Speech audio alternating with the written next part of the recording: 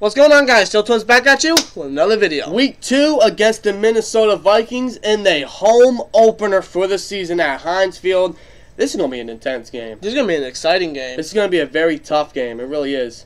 I mean, the Vikings faced the Saints Monday Night Football. They looked very good. They really impressed me. They showed a lot more than I expected. Exactly. Like that offense, was showing up. Was clicking. That defense, I wouldn't say shut down Drew Brees, but they were limiting him to one touchdown, exactly, which is kind of rare. Very rare for a guy like Drew Brees. It's a little scary. That really is a little scary. But I want to talk about the Vikings offense a little bit. Let's start with the offensive line. Last year, it was probably one of the worst offensive lines, if not the worst. Yeah, without a doubt. Against the Saints, they looked real good. That offensive line really gave Bradford some time in the pocket, made him look for some open receivers, made him make some good decisions. Yeah, you give Bradford some time in the pocket. I mean, he can make some good throws. He can make some good decisions. He can make some plays with his receivers. And Bradford had a hell of a game. 350 yards, 3 touchdowns. He literally played like a first overall pick.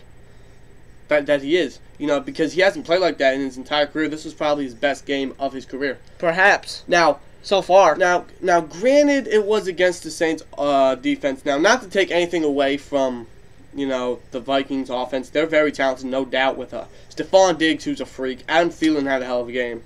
Dalvin Cook had a good game. Kyle Rudolph. Their offense is stacked. They got all the weapons. It really is. But, and like I said, not to take anything away from the Vikings offense. They're very talented, very impressive. But it's the Saints' defense. For years, it hasn't really been that good. They've been trash for several years. For years now. And they can make Landry Jones look like Tom Brady. I mean, I don't think I would go that far, but... I'm just saying. They've been trash for years, but... I mean, Bradford still had a hell of a game, though. Can't deny it. No, so did the entire Vikings offense, man. Especially the offensive line. That offensive line really impressed me. Because I was looking forward to this pass rush, our Steelers pass rush, to really have a big game against that offensive line. And we very well still could, which I think we will, hopefully. But that offensive line looked very impressive. Didn't you say they have like 5 new starters? Yeah, I believe they have 5 new starters on that offensive line, including a rookie center. I can't really remember his name, but if I'm correct, Pat Elflein? Elflein? Elflein? I don't know. Whatever it is, I saw how that line did. It looked pretty good. Yeah, they made some great blocks. They gave Bradford a lot of time in the pocket, and when you give Bradford a lot of time in the pocket, like he had on Monday, he can make some good decisions. He can make some good throws, which he did. He really did. He looked really good. But oh man, this really worries me. This really worries me. The Vikings defense. The Minnesota defense. Like we said, they allowed Drew Brees to only throw 1 passing touchdown. Like we said, if I'm correct, I'm pretty sure it was 1 passing touchdown, and it's extremely rare considering Drew Brees is perhaps one of the greatest of all time. Yeah. And and the way our offense played against the Browns, that could very well be scary. It worries me. It worries me. Even though it is in Heinz Field, it is a home opener. And the Steelers are going to want to put on a good show, especially that offense. They're going to want to bounce back from that terrible performance last week. Exactly. Without a doubt. But I want to talk about the Vikings defense. Defensive backs. Let's start with their defensive backs. Harrison Smith. Trey Waynes, but I'm not really too worried about him. He hasn't done much. Xavier Rhodes, old-timer Terrence Newman, and Mackenzie Alexander. They have a very good defensive back core. They really do. They really do. And I can't remember the other safety's name. Andrew Senejo. I don't know his freaking name. I'm talking about their strong safety. I can't remember his name, but one part of this Vikings defense that could very well cause us trouble is that front 7. That front 7 it's no joke. It's scary. It is scary. Freakish. I mean, the leader, Everson Griffin, he is going to be a major factor in this game. I already know. I'm assuming he's going to be going up against Villanueva, which is probably most likely going to give Villanueva a challenge. Oh yeah, without a doubt. Everson Griffin's a once in a blue moon type player. He is just freaky. Now we could double or triple team him with maybe McDonald or Grimble or Connor or Bell or someone else, but I'm not even sure if that would work. That's how much he's a great player for the Vikings. That's how much of a beast he is. But he can't be the only one that we're blocking. Yeah, we have to focus on the others. They have Laval Joseph. They have Hunter. Donnell Hunter. Donnell Hunter, that's his name. Who had a hell of a season last year. So we also got to look out for Anthony Barr and Eric Kendricks. You know, we got to watch out for all of them. They have a very young, physical, fast, aggressive front seven, and that really worries me. And this offensive line, the Steelers' offensive line last week did not look normal whatsoever. Yeah, because if you guys remember, like Ben looked like he was being pressured a lot.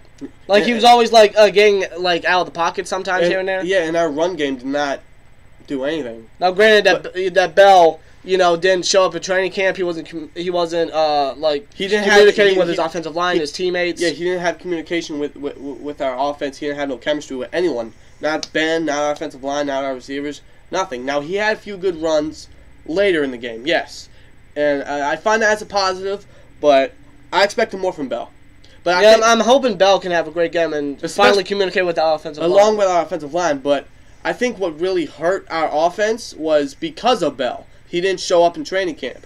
And I think we can all agree, one player can change an entire offense. Like, for the Steelers' offense, if Ben goes down, our offense changes. If you guys remember past seasons like Michael Vick and Landry Jones, they stepped in, it wasn't the same. The offense was not the same. So, I mean, now, we can win without Bell. We've proven it.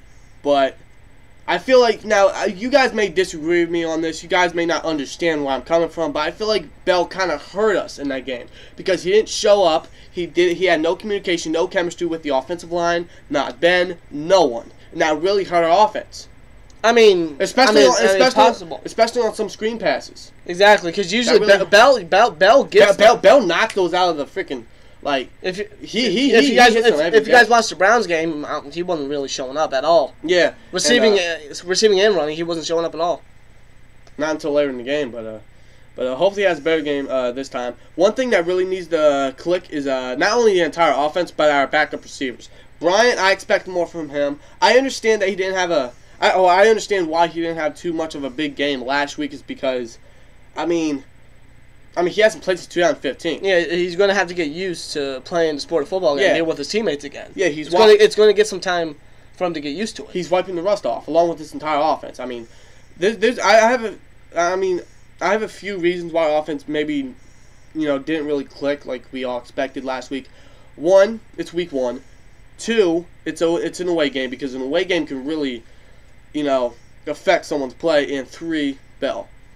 Hopefully our offense clicks in this game. It's a home opener, so they're going to be wanting to put up a big game. Exactly, especially that offense. But I really hope our backup receivers do a lot better because our pass game has to click. Brown, we already know he shows up every game. He's a monster. But our other receivers have to click, like Bryant, Rogers, Juju Smith-Schuster, maybe Justin Hunter if he plays. Yeah, so our receivers really have to click in this game because they're going up against a very competitive secondary. Sure, maybe even James Conner. Yeah. Maybe he can get in there and help us. Yeah, possible. But our entire offense just has to click, man. Our defense got to do something as well, too. Yeah, I mean... Our secondary, our pass rush, especially that pass rush, our pass rush has to show up. Yeah, and if I were the Steelers, I would put Burns on Diggs and Hayden on Thielen. I mean, it doesn't really matter to me, but I'm just saying I would have Burns on Diggs. I think that's how I feel as well. Yeah, I think that's just me. I don't know how you guys feel. That's just me. But our defense, I mean, it did good last week, of course. But hopefully it does. Hopefully it continues. But we just gotta. One main thing that we gotta do is pass rush. We have pass rush. We have to hit the pass rush early because if we do that, I think our defense will have a decent game.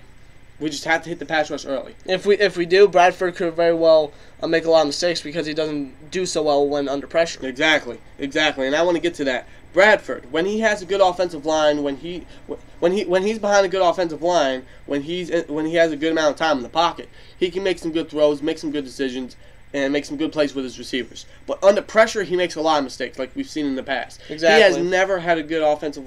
Well, I wouldn't say never, but he hasn't had a good offensive line for most of his career. Exactly.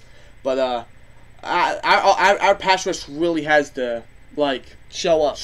Like T.J. Watt's gotta show up. Even though he had a great game last week, I like to see more from him. Yeah. Maybe even Bud Dupree if he plays. Maybe Stephon Tuitt. I'm expecting Dupree to play. And as for Tuitt, he suffered, I believe it was a sprained bicep, I believe, left bicep.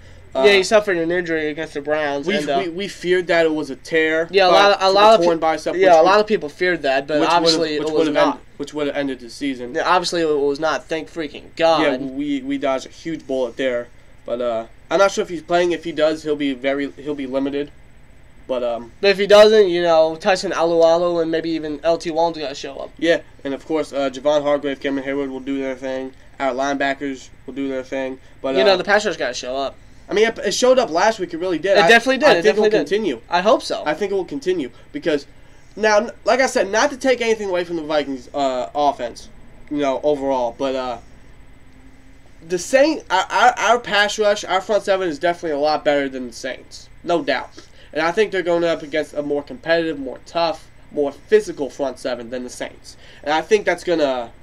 I think they won't be expecting it, and I think that's really going to help us. Especially in Heinz Field, especially in a home opener. Yeah, and so keys to win this game is pass rush, get to Bradford, make him make mistakes, and offense has got to click. The offense has to click, especially against that great Minnesota defense. Yeah. It has to click. Especially our receivers, man. Our other receivers really have to step up. Exactly. I'm sure Brown will have a good game, but our other receivers have to click because, like I said, they're going up against a very tough, competitive defense. They're going to have to show up. They need to. And I'm hoping Brian has a good game because, like I said, I understand why he didn't have too much of a good game last week. This game, he got back. He's used to the football game again. Because he's like I said, he's been gone since 2015. It's going to take him a little bit to get back to the game, to get back to this offense. Exactly. So I expect him to have another good game, or a good game this game. Hopefully, hopefully. You guys know what I mean. But I just hope our offense clicks, especially our offensive. What the hell? Our offensive line and Bell. I gotta stop talking too fast. I apologize.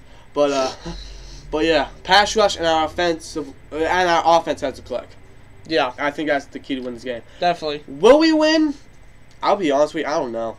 Yeah, I really don't know. This game's gonna be really freaking difficult for both teams. Oh yeah, no doubt. And I think this is going to be a defensive showdown here. It could very well be. It's going to be a defensive showdown. It could very well be. No doubt, in my opinion. No doubt. It's going to be a defensive showdown. It could come down. Honestly, this game could come down to the wire. I can see it. Maybe just a field goal. Who knows? Might come down to a field goal. It's going to come down to the wire, in my opinion. It's going to be a very tough game. I can't wait, man.